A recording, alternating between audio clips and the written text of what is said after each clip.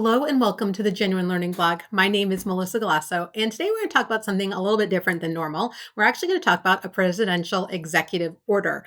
There's actually been a couple of them that have impacted grants, and we get a lot of questions. So we thought it would be a good idea to put together a blog addressing each one separately. So we're going to start with the one that was issued on August 7th. This one is related to, again, improving oversight of federal grant making. So this one is really focused on waste. And what it's going to do is it's going to require each agency to designate some type of senior appointee to review a funding process. And basically, we're going to require that they review discretionary grants. This is what the target is, to ensure that they are part of the president's agenda.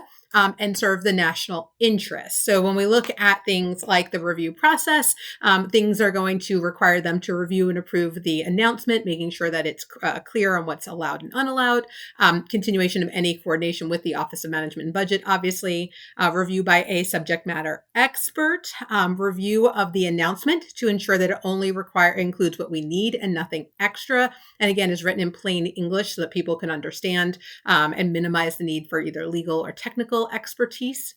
Interagency coordination to determine whether the subject matter of the particular grant has already been addressed elsewhere, right? To reduce duplication and see which one so that we don't have as much redundancy.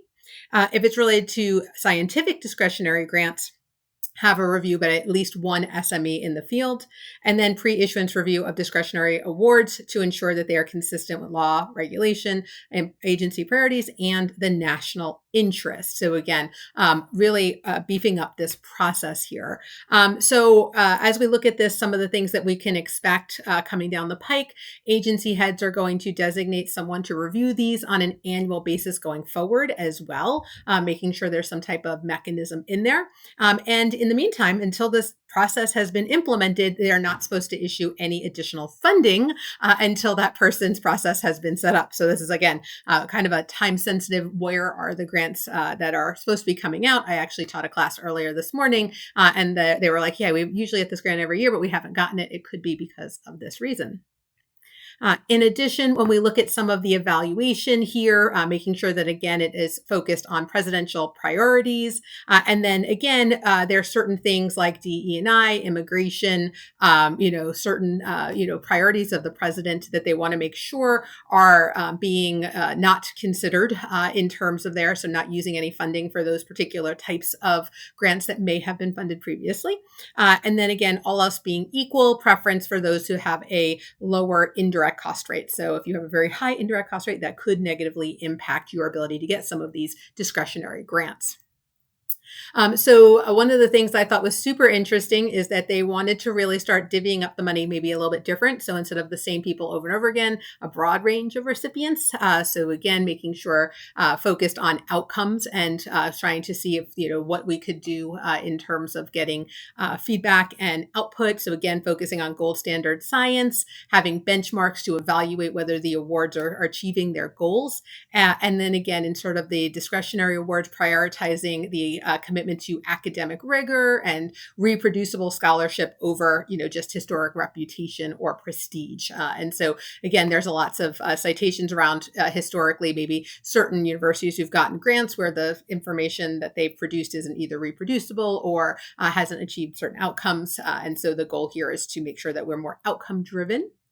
And then again, some changes that they've targeted in respect to the uniform guidance. So the uniform guidance is typically only updated every 5 years. This is focusing on maybe making an additional change to the uniform guidance around clarifying terms and conditions for discretionary grants to allow them to be terminated for convenience. You've probably heard about several grants that have been terminated that have these types of agreements in there.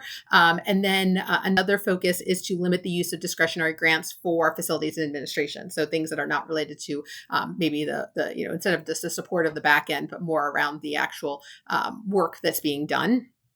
And so each agency has 30 days to review the terms and conditions and identify whether there is the language around this ability for the government to just terminate, and to identify the awards that do have this out there. And there's some reporting that has to be done.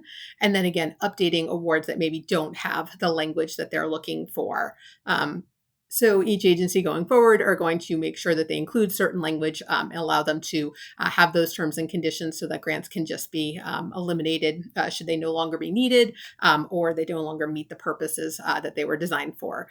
So again, it's an interesting executive order. We just try to cover what's changing and not any politics related to it. So we just want to let you know what the executive order is doing with respect to grants so that you can be aware because it may be impacting either you or your clients' ability to receive certain grants as this transition is happening.